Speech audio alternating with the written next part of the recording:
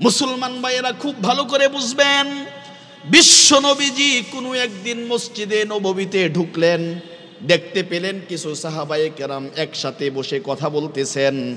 বিশ্ব নবীজি তাদেরকে জিজ্ঞাসা করলেন, তোমরা কি বিষয়ে কথা বলতেছো? সাহাবায়ে কেরাম উত্তর দিলেন, ইয়া রাসূলুল্লাহ, আমরা কিয়ামত নিয়ে কথা বলতেছি, কবে কিয়ামত হবে। বিশ্ব নবী তাদের কথাগুলো শুনে উত্তর দিলেন, পৃথিবীতে যতদিন পর্যন্ত 10টা বড় বড় আলামত প্রকাশ না পাবে ততদিন পর্যন্ত এই দুনিয়া ধ্বংস হবে না। দাজ্জালের আবির্ভাব, ইয়াজুজ মাজুজদের আগমন, হযরতে ঈসা আলাইহিস সালাতু ওয়াস সালামের প্রত্যাবর্তন, দাব্বাতুল আরদ নামে একটি প্রাণী প্রকাশ পাওয়া, পশ্চিম দিক থেকে সূর্য উদিত হওয়া, বড় বড় 3টা ভূমিকম্প হওয়া, ইয়ামেন থেকে এক প্রকার আগুন বের হওয়া, যে আগুন সমস্ত মানুষদেরকে আরাফার ময়দানের দিকে হাঁকিয়ে নিয়ে যাবে। 10 নাম্বার হলো দুখান।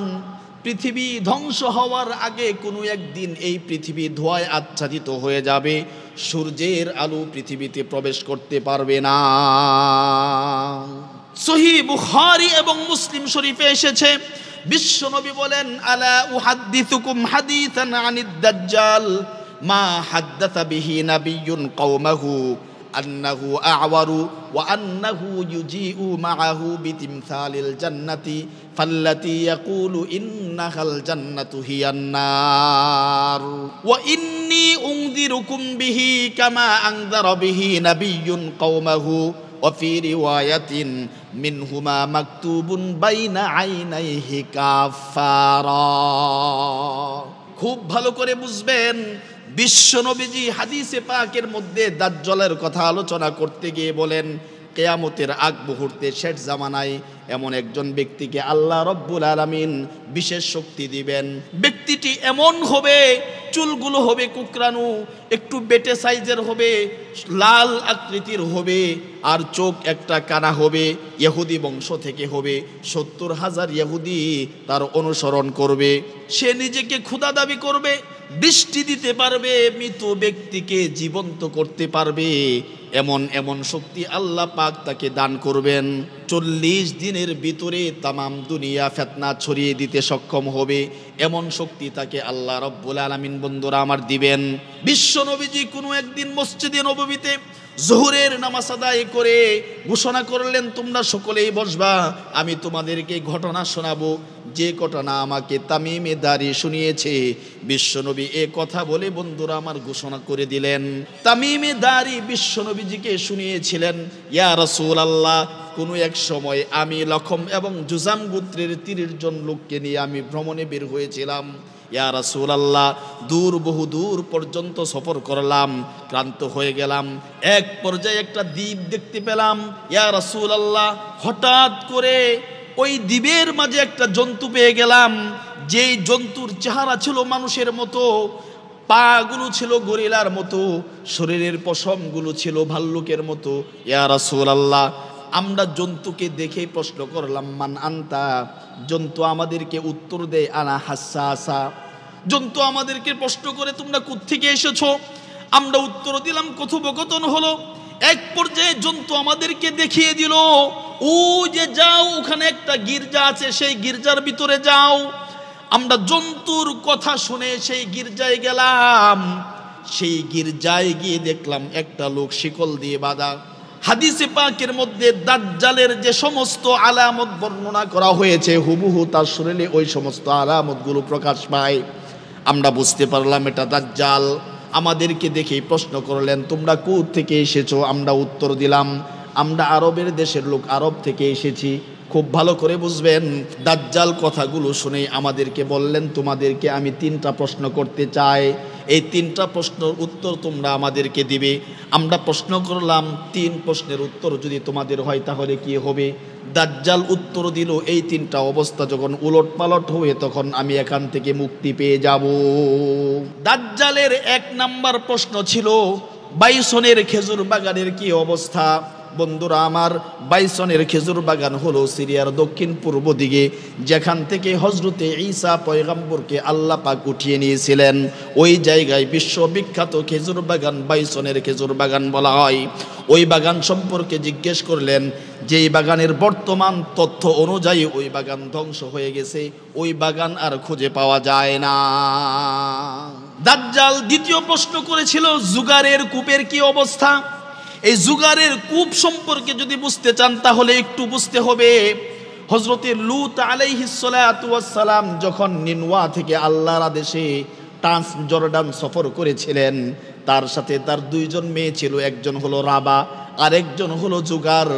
এই জুগার ওই ট্রান্স জর্ডান যাওয়ার পথে প্রতিমধ্যে মৃত্যুবরণ করে তাকে ডেরসি মৃত সাগরের পারে দাফন করা হয় একটি কূপের পাশে। ওই কূপের নাম পরবর্তীতে জুগারের কূপ হয়। দাজ্জাল তাদেরকে জুগারের কূপ সম্পর্কে জিজ্ঞাসা করেছিলেন। বন্ধুরা আমার, খুব ভালো করে বুঝবেন, পর্যটকদের ভাষ্য মতে ওই জুগারের কূপ এখন বিলীন হয়ে গেছে। দাজ্জাল ৩ নম্বর প্রশ্ন করেছিল, তাবারিয়া উপসাগরের পানির কি অবস্থা? বন্ধুরা আমার, তাবারিয়া উপসাগরের পানির বর্তমান অবস্থা হলো, পর্যটকদের ভাষ্য মতে এই পানি দ্বারা এক সময় সমস্ত মানুষগুলো এখান থেকে উপকৃত হতো। এই পানি থেকে ফিলিস্তিনিরা উপকৃত হতো। এই পানি থেকে সিরিয়াবাসী দামেস্ক এবং বর্তমান যে গাজা, এই গাজার সমস্ত মানুষগুলো এই তাবারিয়া উপসাগর থেকে পানির মাধ্যমে উপকৃত হতো। ইসরায়েল, বর্তমান ইসরায়েল এই তাবারিয়া উপসাগরের পানি বন্ধ করে দিয়েছে, সেই পানিও শুকিয়ে গেছে। তার মানে বর্তমান সময়ে বোঝা যায় দাজ্জাল বহির্প্রকাশ হওয়ার সময় ঘনিয়ে গেছে, আর যেটা কিয়ামতের বড় আলামত। মুসলমান ভাইরা খুব ভালো করে বুঝবেন, কিয়ামতের বড় বড় 10টি আলামতের মধ্যে 2 নম্বর আলামত হলো ইয়াজুজ মাজুজদের আগমন। বন্ধুরা আমার, ইয়াজুজ মাজুজ সম্পর্কে জানতে হলে তার পূর্বে জানতে হবে বাদশাহ জুলকারনাইনের ইতিহাস। বাদশাহ জুলকারনাইনের ইতিহাস মোটামুটি জানার পর ইয়াজুজ মাজুজদের ইতিহাস জানতে হবে। বাদশাহ জুলকারনাইন ছিলেন একজন ধর্মীয় বাদশাহ, একজন মুসলিম বাদশাহ। বিশ্বব্যাপী ছিল তার ক্ষমতা, এক প্রান্ত থেকে আরেক প্রান্ত পর্যন্ত তিনি সফর করেছিলেন, যার কারণে এই জন্যই তাকে বাদশাহ জুলকারনাইন বলা হয়। আর অনেক কোনো কথা আছে, এটিও একটি কথা যে পৃথিবীর এক প্রান্ত থেকে উত্তর থেকে দক্ষিণ মেরু পর্যন্ত যার যার ক্ষমতা ছিল, এজন্যই তাকে বাদশাহ জুলকারনাইন বলা হয়। এটিও একটি ব্যাখ্যা। পৃথিবীতে 4 জন বাদশাহ তামাম পৃথিবী রাজত্ব করেছিল, তার মধ্যে 2 জন ছিলেন মুসলিম। একজন হলেন হযরতে বাদশাহ সুলাইমান আলাইহিস সালাম, আরেকজন হলেন বাদশাহ জুলকারনাইন। বাদশাহ জুলকারনাইন সম্পর্কে আল্লাহ পাক আয়াত নাজিল করেছিলেন।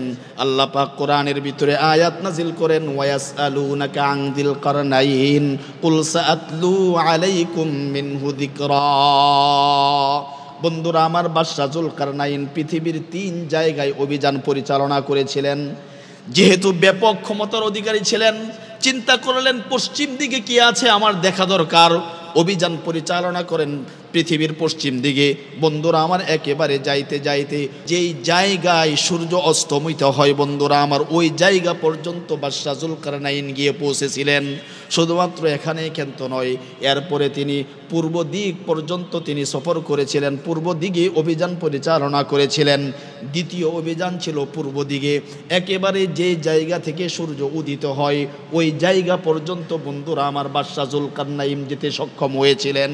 খুব ভালো করে বুঝবেন, বাদশাহ জুলকারনাইনের 3 নম্বর অভিযান ছিল, যেই কথা রব্বুল আলামিন কোরআনের ভিতরে বলেন, ফাআতবা সাবাবা হাত্তা ইযা বালাগা বাইনাস সাদদাইন ওয়াজাদা মিন দুনিহিমা কওমান লা ইয়াকাদুনা ইয়াফকাহুনা কাওলা।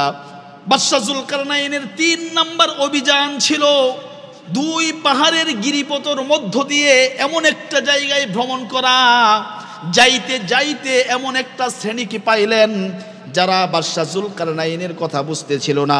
ইতিহাসের ভিতরে ওই জায়গাটা বন্ধুরা আমার অনেকেই বলছেন কাস্পিয়ান সাগর এবং কৃষ্ণ সাগরের মাঝখানে ওই জায়গা। বন্ধুরা আমার, সেখানে গিয়ে বাদশাহ জুলকারনাইন তাদের পরিচয় জানতে চাইলেন, তারাও বাদশাহ জুলকারনাইনের পরিচয় বন্ধুরা আমার জানতে চাইল। এই জায়গায় ইয়াজুজ মাজুজের পরিচয় আপনাদেরকে দিচ্ছি। ইয়াজুজ মাজুজ হলো হযরতে নূহ আলাইহিস সালাতু ওয়াস সালামের 4 সন্তান ছিল, হাম, সাম, ইয়াফেস এবং কেনান। এই 4 সন্তানের মধ্যে ইয়াফেস যে ব্যক্তি ছিল, এই ব্যক্তির পরবর্তী বংশধররাই হলো ইয়াজুজ মাজুজ। তারা ছিল মুশরিক, অত্যাচারী, হিংস্র প্রকৃতির। তারা মানুষদেরকে ধরতো আর মারতো, এমনটাই হলো তাদের স্বভাব। তাদের অত্যাচার থেকে বাঁচার জন্য বাদশা জুলকারনাইনের কাছে ওই অঞ্চলের মানুষগুলো আবেদন করেছিল, আমাদেরকে একটা প্রাচীর নির্মাণ করে দেন। বন্ধুরা আমার, ইতিহাসের ভিতরে পাওয়া যায় বাদশা জুলকারনাইন তাদের আবেদন রক্ষা করে বলেছিলেন, ঠিক আছে, তোমরা আমাকে সহযোগিতা করো, আমি তোমাদের জন্য একটা নিরাপত্তার ব্যবস্থা করে দিচ্ছি। বন্ধুরা আমার, বাদশা জুলকারনাইন তাদের জন্য একটা প্রাচীর ব্যবস্থা করে দিয়েছিল। মুসলিম শরীফে এসেছে হযরত ঈসা আলাইহিস সালাতু ওয়াস সালাম যখন দাজ্জালকে হত্যা করবে, এর পরবর্তীতে কিছু দিনের মধ্যে ইয়াজুজ মাজুজদের আবির্ভাব ঘটবে পৃথিবীতে। তারা পৃথিবীতে এসে পুনরায় অত্যাচার শুরু করবে, নিপীড়ন শুরু করবে, নির্যাতন শুরু করবে। এক পর্যায়ে হযরত ঈসা আলাইহিস সালাতু ওয়াস সালাম মুমিনদেরকে নিয়ে পাহাড়ে উঠে পড়বেন। সেখানে গিয়ে মুমিনদেরকে নিয়ে একটা দোয়া করবেন। এই দোয়ার বদলতে সমস্ত ইয়াজুজ মাজুজদের বাহিনী মৃত্যুবরণ করবে, লাশের উপর লাশ পড়ে থাকবে। তাদের সংখ্যা হবে হাজার হাজার, লাখ লাখ সংখ্যা হবে। সমস্ত ইয়াজুজ মাজুজদের বাহিনী মৃত্যুবরণ করবে। ইতিহাসের ভিতরে পাওয়া যায়, হাদিসের মধ্যে আসছে, এরপরে হযরত ঈসা আলাইহিস সালাতু ওয়াস সালাম মুমিনদেরকে নিয়ে আবার পাহাড় থেকে জমিনে আসবে, লাশের গন্ধে থাকা যাবে না। এরপর হযরত ঈসা আলাইহিস সালাম পুনরায় আবার দোয়া করবেন আল্লাহর কাছে। আল্লাহ পাক এই দোয়ার বদলতে এমন বৃষ্টি দিবেন, মুষলধারে বৃষ্টি, যেই বৃষ্টি পৃথিবীর কোনো মানুষ ইতিপূর্বে আর কখনো দেখে নাই। দীর্ঘদিন পর্যন্ত লাগাতারভাবে বৃষ্টি হবে। বৃষ্টি হওয়ার ফলে জমিন আবার পুনরায় সতেজ হয়ে যাবে। এই লাশগুলো পানিতে ভেসে ভেসে এই লাশগুলো পচে গলে শেষ হয়ে যাবে। জমিন পুনরায় আবার উর্বর হবে। হাদিসে পাকের মধ্যে আসছে, এই বৃষ্টির পর জমিন এতই বেশি উর্বর হবে যে একটা জমিনে গাছ রোপণ করার পরপরই এই গাছের ভিতরে ফল ধরবে। একটা ডালিম 10 জনেই ভেঙে খেতে পারবে। এমনকি একটা বকরির দুধ প্রায় 10-15-20 জন মানুষ একটা বকরির দুধ ভক্ষণ করতে পারবে। এই পরিমাণ ফল মূল দিয়ে জমিন আবার উর্বর হবে। এভাবেই দীর্ঘ একটি সময় অতিবাহিত হওয়ার পর একদিন ঠান্ডা বাতাস প্রবাহিত হবে জমিনের ভিতরে। এই ঠান্ডা বাতাসের কারণে মুমিনদের বগলের নিচে ফোঁড়া হবে। এই ফোঁড়াতে সমস্ত মুমিনগণ মৃত্যুবরণ করবেন। পৃথিবীতে আর কোনো মুমিন থাকবে না। তখন এই পৃথিবী হয়ে যাবে কাফের অধ্যুষিত ভূমি। আল্লাহ কিয়ামত এই কাফেরদের উপরে দিবেন, কোনো মুমিনের উপর কিয়ামত দিবেন না। খুব ভালো করে বুঝবেন, আল্লাহ রাব্বুল আলামিন এরপরে এই কাফেরদের উপর কিয়ামত সংঘটিত করবেন, পৃথিবী কিয়ামত হয়ে যাবে।